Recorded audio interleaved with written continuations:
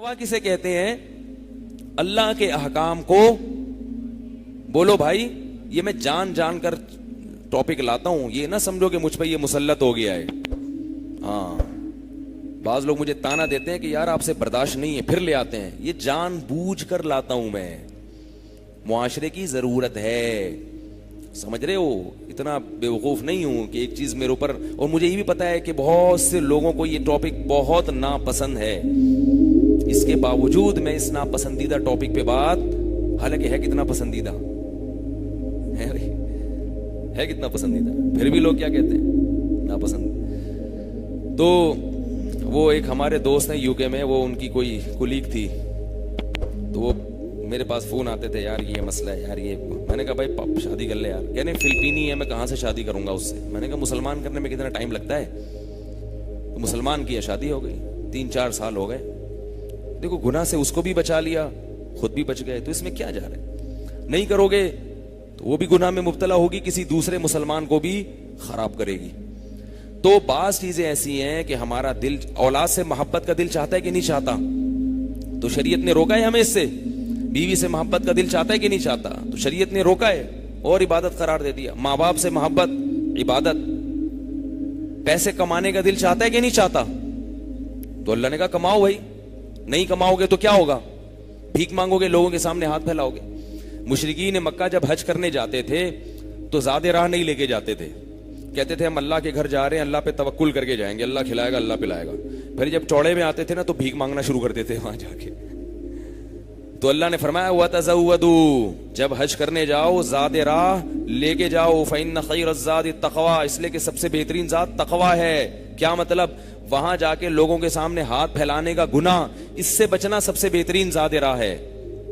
تو اللہ کو یہ پسند نہیں ہے کہ لوگوں کے سامنے ہاتھ پھیلاؤ. تو کوئی اس نیت سے کماتا ہے کہ میں کسی کے سامنے ہاتھ نہ پھیلاؤں, یہ بہت بڑی نیکی ہے. رمضان میں نا لوگوں کو پتا ہوتا ہے کہ میرے پاس لوگ زکوٰۃ اور صدقات کی کچھ رقمیں بھیجتے ہیں غریبوں کو دینے کے لیے. بہت سارے آرٹیفیشل غریبوں کا میرے پاس رمضان میں رش ہوتا ہے, اور میں چہرہ دیکھ کے اندازہ لگا لیتا ہوں کہ یہ کتنی بڑی فلم ہے.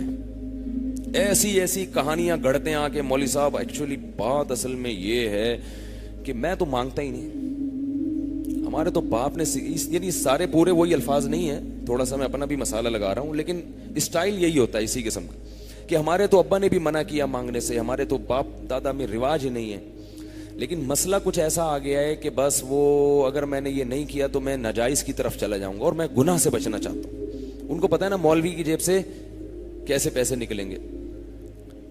تو کتنا افسوس کی بات ہے نا, کتنے افسوس کی کہ آپ لوگوں کے سامنے بھیک مانگ رہے ہو.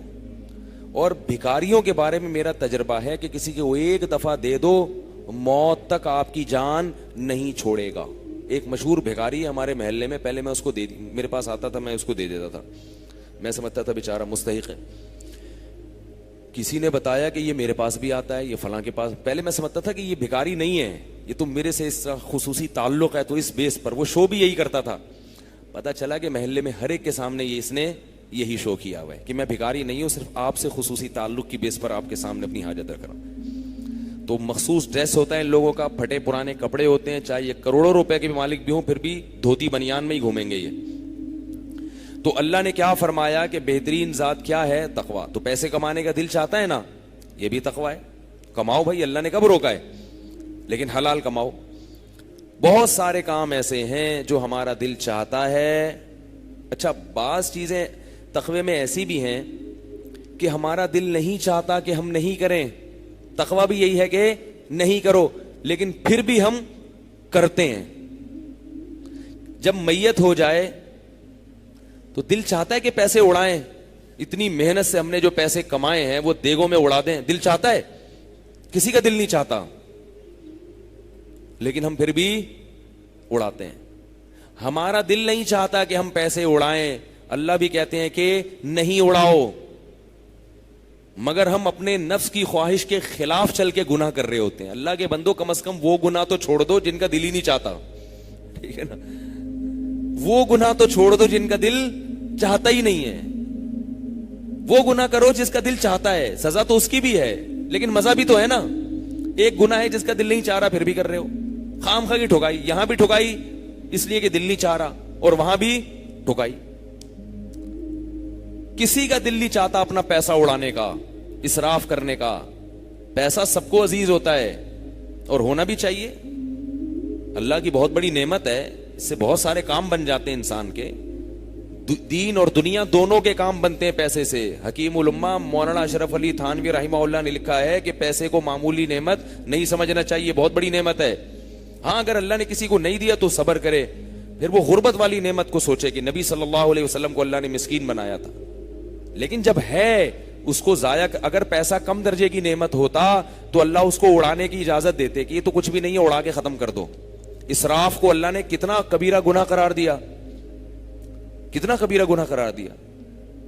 تو کسی کا بھی دل نہیں چاہتا فضول اڑائے, مگر پھر بھی نہ چاہتے ہوئے اڑاتے ہیں شادیوں میں, دعوتوں میں, پھر بعد میں خود ہی بیٹھ کے رو رہے ہوتے ہیں, ہائے یہ کیا ہو گیا, ہائے. 2 دن کی خاطر نا پبلک کو خوش کرنے کے لیے مہندی مایوں, 1 ہفتے کی وہ شادی کی پوری ہوتی ہے, 1 ہفتے پبلک کو خوش کرنے کے لیے اڑا دیتے. میں ایک صاحب کو جانتا ہوں, 5 سال کے لیے انگلینڈ گئے, بڑی مشکل سے, بے روزگار گھوم رہے تھے یہاں پہ. انہوں نے کہا یار یہاں تو پیسہ نہیں ہے کہ یو کے نکلو. الٹے سیدھے جعلی والی کاغذات بنا کے کہاں نکل گئے, یو کے. 5 سال انہوں نے ہوٹل میں ملازمت کر کے خرکار کی طرح کمایا ہے. حالانکہ یہاں کیا تھے وہ, سست. وہاں گئے ہیں تو ہوٹل میں برتن دھو کے, یہاں تو بیوی کے ساتھ مل کے برتن دھوتے ہوئے شرم آتی ہے آدمی کو. نبی صلی اللہ علیہ وسلم کی سنت ہے گھر والوں کے ساتھ کام میں ہاتھ بٹانا, تو یہاں تو شرم آتی ہے, لیکن وہاں جا کے سب کیا کرتے ہیں, جتنے بھی ہمارے مسلمان بھائی ہیں وہ انگریزوں کے برتن دھو رہے ہوتے ہیں. ٹھیک ہے, میں یہ نہیں کہہ رہا ناجائز ہے, اگر بھیک مانگنے سے بہتر ہے بھائی اب کسی کے بھی برتن دھو کے کما لو, بھیک سے بہرحال بہتر ہے. تو وہاں جا کے انہوں نے کمائے, ٹھیک ہے, اچھا کیا, اچھی بات ہے, حلال کمایا. جب واپس آئے ہیں تو اپنی شادی میں سارا اڑا دیا, یہ بتانے کے لیے کہ میں کوئی معمولی آدمی نہیں ہوں, میں کہاں سے آ رہا ہوں, یو کے سے. اس کے بعد ویسے ہی ہو گئے جیسے پہلے تھے, اس کے بعد دوبارہ یو کے بھی نہیں جا سکے, اور پھر تھوڑے دنوں میں ہارٹ اٹیک ہوا, بچ گئے عبرت کے لیے. تو یہ ہو رہا ہے. تو یہ جو اڑایا جا رہا ہے پیسہ, اس پیسے میں کسی کا اڑانے کا دل نہیں کرتا مگر پھر بھی اڑایا جاتا ہے. تو یہ ساری چیزیں تقوی کے منافی ہیں, سمجھ رہے ہو, یہ ساری چیزیں کیا ہیں, تقوی کے منافی. اور اصل بات پتہ ہے کیا ہے, ان تمام چیزوں کے پیچھے دیکھنے میں یہ لگ رہا ہوتا ہے کہ خواہش نہیں ہے, لیکن حقیقت میں خواہش ہوتی ہے. پیسے اڑانے کا کسی کا دل نہیں چاہتا, لیکن جب اڑا رہا ہوتا ہے تو اس وقت چاہ رہا ہوتا ہے.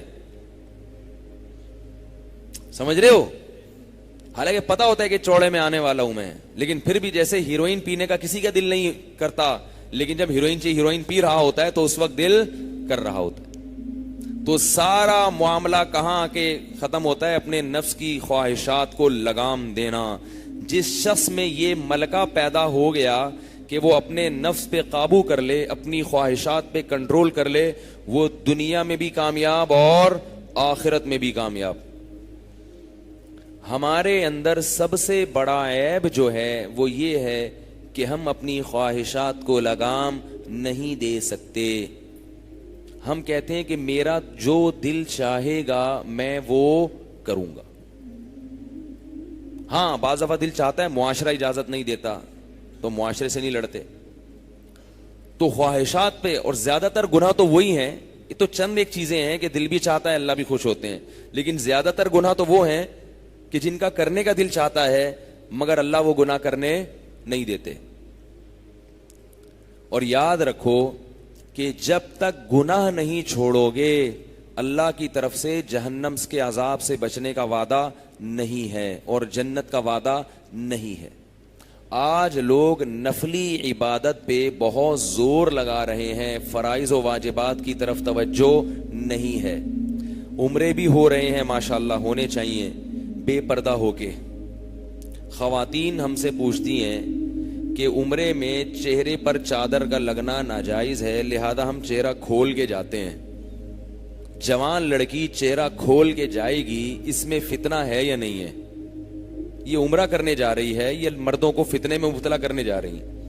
बाज लोग कहते हैं वहां का माहौल ऐसा है, मक्का मदीना, वहां अगर लड़कियां चेहरा खोल के भी घूमेंगी तो इससे कोई फर्क नहीं पड़ता, वहां कोई लड़कियों को देखने नहीं जाता, वहां तो अल्लाह के घर को देखने जाते हैं। खवातीन भी ये दलील लेती हैं। मैं उसका जवाब ये देता हूं कि क्या अल्लाह के घर में मर्द मर्द नहीं रहता? बोलो ना भाई, क्या मस्जिद नबी में मर्द जाने के बाद आदमी नहीं रहते? वो कुछ और बन जाते हैं, मुखन्नस बन जाते हैं वो, है भाई? क्या मस्जिद नबवी में या मस्जिद हराम में तवाफ के दौरान आदमी आदमी नहीं रहता? क्या तवाफ के दौरान आपको भूख लगती है? अगर कोई खजूर पेश करे तो खा लोगे ना, अगर भूख लग रही हो। तवाफ के दौरान प्यास लग रही होती है बाज दफा, तो लोग पानी पेश करते हैं, फौरन दिल चाहता है लपक के, बोलो ना भाई, शर्माओ नहीं, दिल चाहता है ना पी लो। तो ये क्या बात है कि तवाफ के दौरान लड़की नजर आएगी और आपका दिल नहीं चाहेगा, उसकी तरफ माइल नहीं होगा, क्योंकि अल्लाह का घर है। तो अल्लाह का घर होने से ये थोड़ी लाजिम आता है कि आप आदमी आदमी नहीं रहा और औरत औरत नहीं रही। वहां कोई मर्द हैंडसम खूबसूरत होगा तो औरत भी उसकी तरफ माइल होगी, लड़की खूबसूरत होगी तो लड़का भी उसकी तरफ माइल होगा। ये बहुत बड़ा दिमाग में वसवसा घुसा हुआ है कि हरम में और इन जगहों में। बाज लोग ये कहते हैं कि हज में मर्द और औरतों का इख्तलात क्यों होता है? फिर एक हमारे यहाँ टेलीविजन में एक और बहुत बड़ी, उनसे भी बड़ी फिल्म है जो मार्केट में आ रही है, उनसे किसी ने पूछा कि रमजान में जो आप ये जो करवा रहे हैं, इसमें लड़के लड़कियों को इकट्ठा किया हुआ है आपने, ये क्या बेशर्मी है? तो उसने कहा हज में भी तो क्या होते हैं, लड़के लड़कियां मर्द औरत इकट्ठे होते हैं। अल्लाह के बंदो, हज में इकट्ठे इसलिए होते हैं कि हज में उनको अलग करना गवर्नमेंट के लिए मुमकिन है ही नहीं, नामुमकिन है जो चीज। तो शरीयत ने क्या कहा है औरत को? तभी मस्जिद नबवी में इकट्ठे नहीं होते। मस्जिद नबवी में बाकायदा पर्दे का इंतजाम होता है, खवातीन बिल्कुल मर्दों से अलग खड़ी होती हैं, मर्द बिल्कुल, अभी खवातीन का जो एतकाफ है कोई भी नहीं घुस सकता उसमें, बिल्कुल सेपरेट, मर्दों का बिल्कुल अलग है। मस्जिद हराम गोल है, उसमें सऊदी हुकूमत कोशिश के बावजूद आजिज आ चुकी है, भाई मुमकिन नहीं है, गोल है ना, आप जाओ तो आप यही भूल जाते हो थोड़ी देर में मैं आया किधर से था। जो बार बार उम्रा करते हैं ना, उनको फिर वहां के गेट और रास्ते समझ में आते हैं। वो अजीब सा एक वहां पर माहौल है, वो मुमकिन नहीं है। वरना ये बात उलमा कई बार उठा चुके हैं कि खवातीन के लिए तवाफ की जगह अलग होनी चाहिए, और नमाज में शरीयत ने क्या कहा है कि खवातीन सफों के बिल्कुल पीछे खड़ी हों, ताकि मर्द और औरत का इख्तिलात नमाज में भी ना हो। वरना नमाज में आप कह सकते हो कि मैं कोई लड़कियां देखने आता हूं जो मेरे साथ किसी खातून को नहीं खड़ा होने दे, मैं तो अल्लाह की इबादत के लिए आया हूं। तो शरीयत क्या कहेगी? आप लड़की देखने आए हो या नहीं आए, खवातीन कहां खड़ी होंगी? पीछे, आप आगे। अब आपको मैं तो नमाज पढ़ने आया हूं, मैं उनको देखने थोड़ी आया हूं। शरीयत कहेगी आप उनको देखने नहीं आए, लेकिन आप उनको देखोगे। हमें पता है आप नमाज पढ़ने आए हो, लेकिन जब आपको कोई जवान लड़की नजर आएगी तो आप उनको देखो। बल्कि ऐसे भी वाकयात हुए हैं असलाफ में, ऐसे नौजवानों में, कि पहले वो जो खवातीन आया करती थी तो नौजवान इमाम रुकू में गया, टांगों के बीच में से पीछे जाके लेडीज को देख रहे हैं, ऐसे भी वाकयात हुए हैं। तो भाई ये अल्लाह ने क्या कहा है, सिस्टम अलग अलग रखो।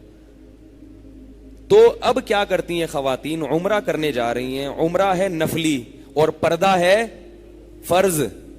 बोलो ना, उम्रा नफिल है, सुन्नत है, बहुत बड़ी इबादत है, रमजान में उम्रे का तो बहुत सवाब है, लेकिन पर्दा क्या है? फर्ज। पर्दा करना फर्ज है।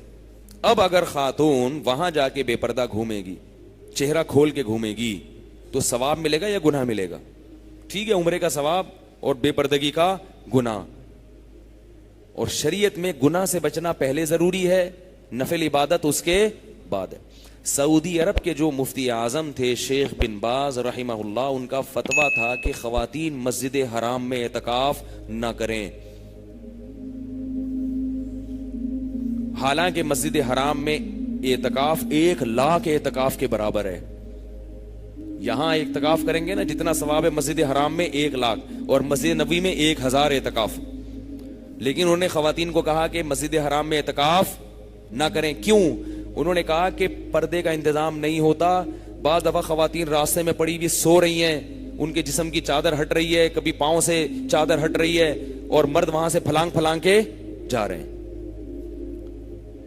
تو انہوں نے کہا اعتکاف بہت بڑی عبادت ہے مگر نفلی ہے, اور وہ جو فتنہ ہو رہا ہے خواتین کی وجہ سے, لیکن لوگ یہی کہتے ہیں ہم یہاں عمرہ کرنے آئے ہیں, ان خواتین کو دیکھنے تھوڑی آئے ہیں. بھائی نظر تو پڑے گی نا, خواہش تو پیدا ہو سکتی ہے دل کے اندر.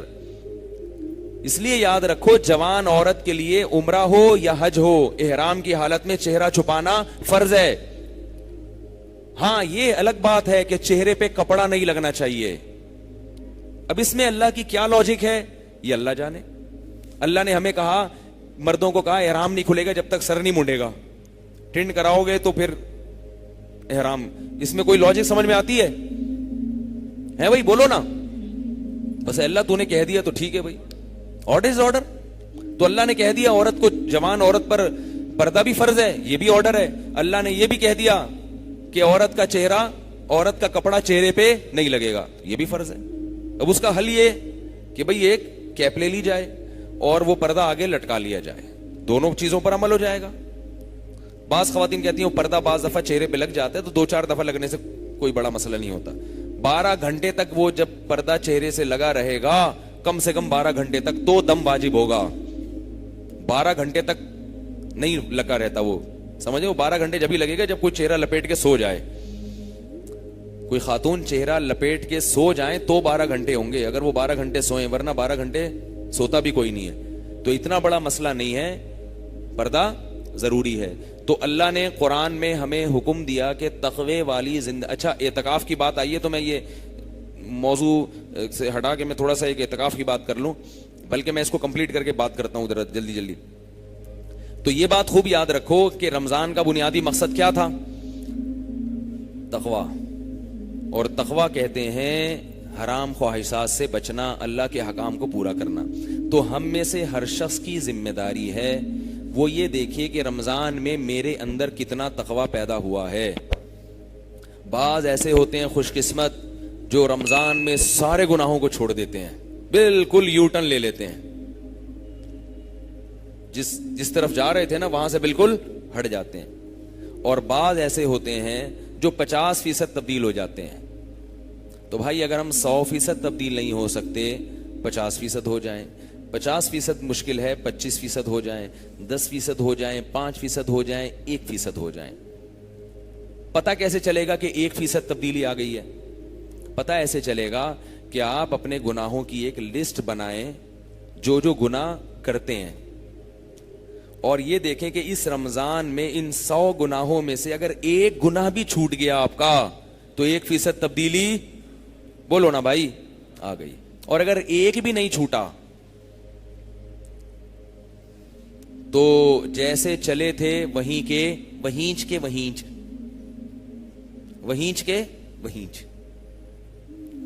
کوئی فائدہ رمضان کا نہیں ہوا. ثواب مل گیا, روزے کا بھی مل گیا. یہ ان لوگوں کے لیے جو روزے رکھ رہے ہیں, نمازیں پڑھ رہے ہیں. جو رکھ ہی نہیں رہے ان سے تو میں بحث ہی نہیں کر رہا ابھی, کیونکہ وہ تو تقویٰ چاہتے ہی نہیں ہے. تقویٰ چاہتے تو روزہ تو رکھتے کم از کم. جو روزے دار ہیں ان کی زندگی سے اگر ایک گناہ بھی چھوٹ گیا تو رمضان کا بہت بڑا مقصد حاصل ہو گیا.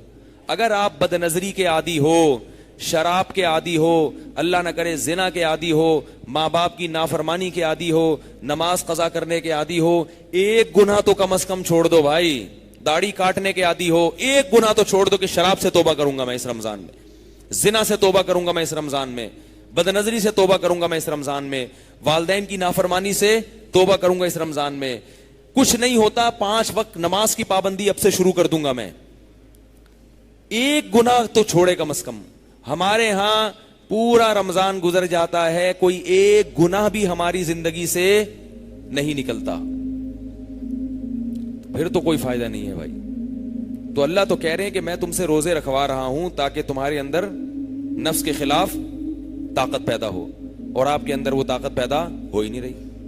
تو یہ پھر مزیدار بات نہیں ہوئی, یہ پھر رمضان کا مقصد حاصل نہیں ہوا. محمد صلی اللہ علیہ وسلم نے فرمایا بہت سے روزے دار ایسے ہیں جن کو روزے میں بھوک اور پیاس کے سوا کچھ بھی حاصل نہیں ہوتا, سوائے بس کولیسٹرول کم ہو جاتا ہے ان کا تھوڑا سا, باقی ویسے کے ویسے ہی. اور بہت سے رات کی عبادت کرنے والے, نمازیں پڑھنے والے ایسے ہیں جن کو رات میں نیند خراب کرنے کے علاوہ کچھ بھی حاصل نہیں ہوتا. بس جاگ لیے, جاگنا سیکھ لیے, اور کچھ بھی حاصل نہیں ہوتا. تو کون لوگ ہیں یہ جو گناہ نہیں چھوڑتے اور گناہ چھوڑنے کی فکر بھی نہیں کرتے؟ اگر گناہ نہیں چھوٹ رہا, کم از کم فکر کرنا شروع کر دے تو یہ بھی ایک اسٹیپ ہے. اور یاد رکھو, ایک گناہ چھوڑنے سے دوسرا گناہ چھوڑنا خود بخود آسان ہو جاتا ہے. اللہ تعالیٰ مجھے بھی ان باتوں پر عمل کی توفیق عطا فرمائے, آپ حضرات کو بھی. آج سے چونکہ اعتکاف شروع ہو رہا ہے تو اعتکاف کے بارے میں چند ایک باتیں آپ کے سامنے میں عرض کروں گا. پہلی بات تو یہ ہے کہ اعتکاف میں مغرب کی نماز سے پہلے بیٹھنا ضروری ہے, سنت اعتکاف میں, ٹھیک ہے نا. اور اعتکاف اصل سنت ہی ہوتا ہے, نفلی بھی جائز ہے مگر وہ ثواب نہیں ہے. نبی صلی اللہ علیہ وسلم کی جو سنت ہے وہ اعتکاف ہے جو پورے 10 دن ہوا کرتا تھا. سمجھ رہے ہو کہ نہیں سمجھ رہے؟ دوسری بات یہ ہے کہ آج کل بہت سی خواتین کو بھی مسجدوں میں اعتکاف میں بٹھانے کا رواج ہمارے معاشرے میں بڑھتا چلا جا رہا ہے. تو یاد رکھو یہ بہت بڑا فتنہ ہے. اس میں لوگ حدیث تو پیش کر دیتے ہیں کہ نبی صلی اللہ علیہ وسلم نے حضرت عائشہ کو اعتکاف میں بٹھانے کا اجازت دی تھی. جب حضرت عائشہ اعتکاف میں بیٹھی ہیں تو دیکھا کہ دوسری زوجات نے بھی خیمے لگا لیے. آپ صلی اللہ علیہ وسلم نے صبح دیکھا یہ کیا ہے, فرمائی پوری بیویوں کے خیمے لگے. آپ نے سارے خیمے باہر نکلوا دیے. اس کی علماء مختلف حکمتیں بیان کرتے ہیں کہ بھئی یہ تو پھر اعتکاف کی مصلحت کے خلاف ہے. اتنی خواتین, پردے کا انتظام نہیں ہو سکے گا. تو یہ بہت ساری مصلحتیں. تو ٹھیک ہے, بعض چیزیں فی نفسی ہی جائز ہوتی ہیں, لیکن مجھے ایک بات بتاؤ, محمد صلی اللہ علیہ وسلم امت سے چاہتے کیا تھے؟ وہ ہم زیادہ بہتر سمجھتے ہیں یا آپ کی زوجہ حضرت عائشہ؟ بولو نا, امی عائشہ زیادہ بہتر سمجھتی ہیں نا. امی عائشہ رضی اللہ تعالی عنہا نے فرمایا لو کان النبی رأى ما رأینا لمنعنا نساءنا کما منعت نساء بنی اسرائیل. اگر نبی ہمارے زمانے کی عورتوں کو دیکھ لیتے, صحیح بخاری میں ہے یہ حضرت عائشہ کا مقول, تو ہماری خواتین کو مسجدوں میں آنے سے روک دیتے جیسے کہ بنی اسرائیل کی خواتین کو روک دیا گیا تھا. پتہ چلا بنی اسرائیل میں بھی اصل اجازت تھی عورت کو آنے کی, مگر جب دیکھا کہ حالات خراب ہو رہے ہیں, فتنہ ہو رہا ہے, تو وہاں بھی اللہ نے پابندی لگا دی ہے. تو حضرت عائشہ فرما رہی ہے نبی موجود ہوتے تو پابندی لگا دیتے. بتاؤ نبی کی بات کو امی عائشہ سے زیادہ بہتر کوئی سمجھ سکتا ہے؟ میں نے خود ایسی جگہوں پہ دیکھا ہے جہاں خواتین اعتکاف میں بیٹھتی ہیں, لوگ بتاتے ہیں کہ فتنے ہوتے ہیں مسجد میں بیٹھنے میں. ایک صاحب نے مجھے بتایا, وہ ہمارے اہل حدیث دوست تھے, کہہ رہے ہیں کہ ہماری مسجد میں خواتین بیٹھی تھی اوپر والے ڈپارٹمنٹ میں, تو کہہ رہے میں نے خود دیکھا کہ مسئلہ کیا ہو رہا ہے کہ مرد 2-4 سارے خراب نہیں ہوتے, وہ 2-4 بار بار کیا کر رہے ہیں, نظریں گھما کے دیکھ رہے ہیں کہ کوئی گزرتی بھی نظر آ جائے. اور پھر کہہ رہے ہیں کہ ایک کو تو میں نے دیکھا اعتکاف توڑ کے سڑک پہ بیٹھا ہوا قرآن پڑھ رہا ہے اور اوپر بار بار جھانک رہا ہے. کہہ رہے میں نے رنگے ہاتھوں پکڑ لیا اس کو. تو یہ سب کچھ ہوتا ہے.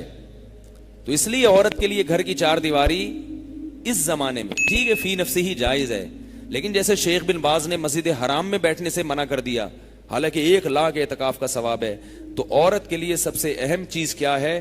پردہ. اور آج کل کی خواتین اگر اعتکاف میں بیٹھتی بھی ہیں, پردے کی پابندی ان سے نہیں ہوتی, ہنستی ہیں تو کھی آوازیں نہیں. ایک دفعہ میں کسی مسجد میں بیٹھا ہوا بیان کر رہا, مجھے نہیں پتا تھا یہاں خواتین بھی اعتکاف میں بیٹھی ہیں. پنجاب میں کوئی مسجد تھی, اس میں خواتین بھی اعتکاف میں بیٹھی تھی. میرا بیان تھا 27ویں رات کو.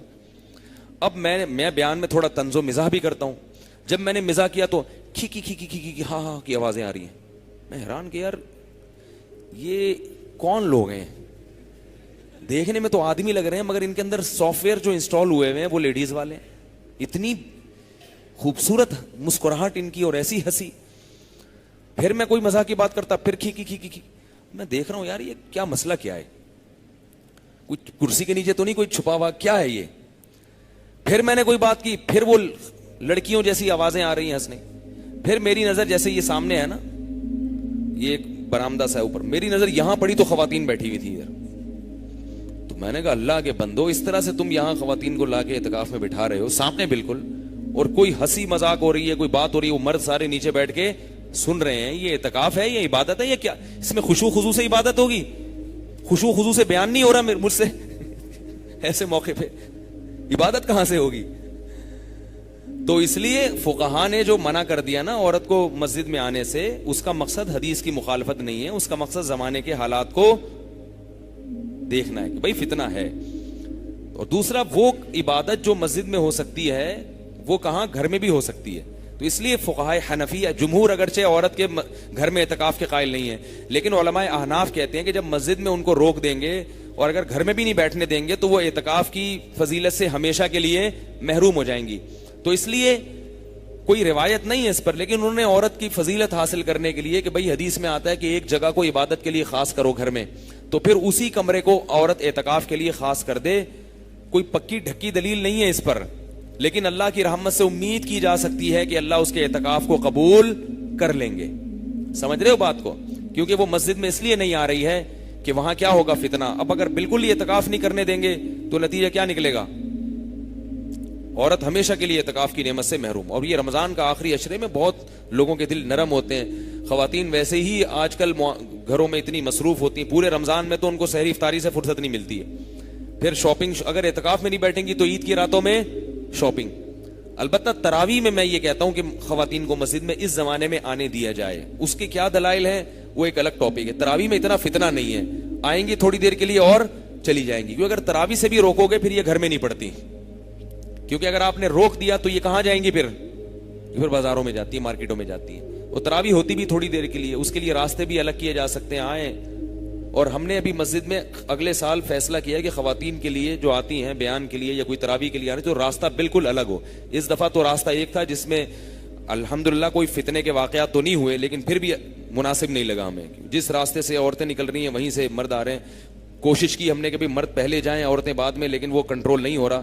اب یہ فیصلہ کیا ہے کہ بالکل ان کے لیے راستہ الگ کر دیا جائے گا. تو اللہ تعالی ہم سب کو سمجھنے کی، عمل کی توفیق عطا فرمائے.